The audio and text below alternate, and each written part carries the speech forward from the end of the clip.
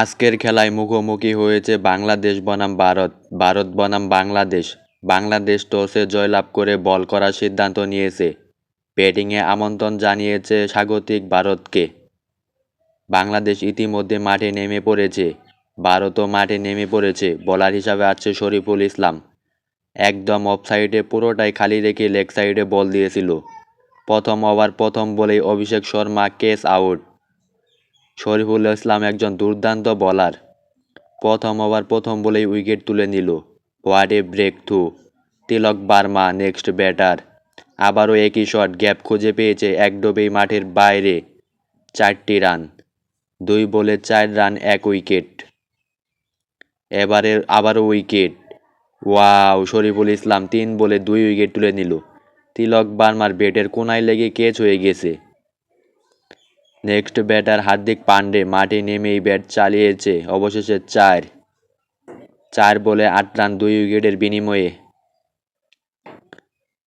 India সংগ্রহ 5 বলে 9 run, 2 wicket. এবারের বল ডট বল 1 ওভারে 9 রান সংগ্রহ করেছে। তানজিম হাসান সাকিবের প্রথম ডেলিভারি। দুর্দান্তভাবে মোকাবেলা করে নিল হার্দিক পান্ডিয়া। 1 রান, 1 বলে 1 দিয়েছে।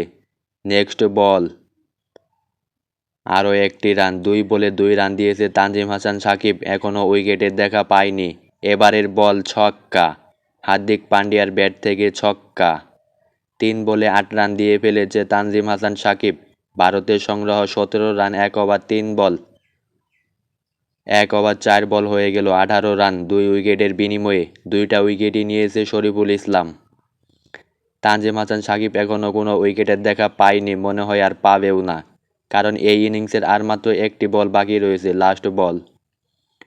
এই বলে কি হয় দেখা যাক। 1 রান। 2 ওভারে 20 রান করেছে টিম ইন্ডিয়া, স্বাগতিক ইন্ডিয়া। যদি 12 বলে 21 রান তুলতে পারে তাহলে বাংলাদেশ ম্যাচটি জয়লাভ করবে। এবার দেখার বিষয় বাংলাদেশ কি 21 রান করতে পারবে।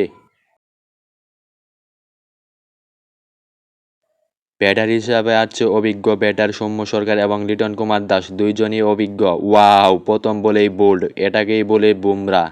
কি সেলিব্রেশন রে ভাই। বাংলাদেশও প্রথম বলে উইকেট নিয়েছিল অভিষেক শর্মার। জাসপ্রীত বুমরা একদম বোল্ড আউট করে দিল সৌম্য সরকারকে। দ্বিতীয় বল তানজিদ হাসান তামিম 1টি রান বের করে নিল। 2 বলে 1 রান, 1 উইকেট। এবার এলবিডব্লিউর জন্য আবেদন। আউট।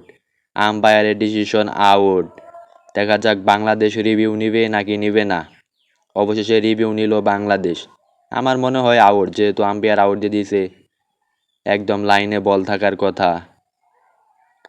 তবে এখন দেখা যাক স্টাম্প পাবে নাকি পাবে না।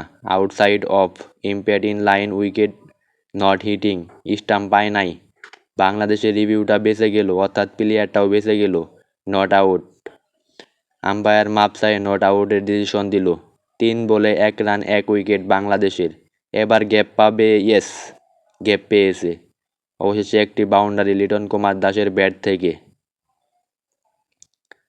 পঞ্চম বল গ্যাপ পাবে। নো, ফিল্ডার রয়েছে। 1 রান, 6 রান, 5 বলে 6 রান সংগ্রহ বাংলাদেশের।